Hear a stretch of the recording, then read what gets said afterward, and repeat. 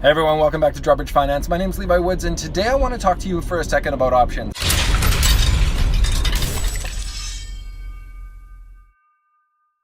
I've got options on the mind because it is the monthly expiration date for April. April 20th is when monthly options for April expire. And now, as an option seller, I make money by selling an option and then waiting for the time decay value of that option contract to decay to a point where I can either buy it back for a lesser rate, or in times like today, not have to buy it back at all. If they expire worthless, then I keep all of the profit that I already received a month and a half ago when I initially put those sells on. So I sold the call option a month and a half ago, and then I wait till expiration. And as long as the stock stays above or below my strike price, depending on what type of option position I put on, then that option will expire worthless, and I collect 100% return.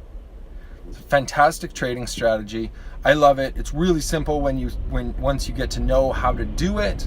And of course, there's risks involved in option trading, but as an option seller, I love when the monthly expiration day comes and positions that I have are expiring out of the money.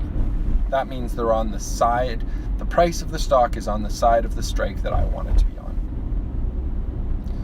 Probably like way over everybody's head, but I'm going to be talking about options more and more on this channel. So stay tuned. Let's get rich together.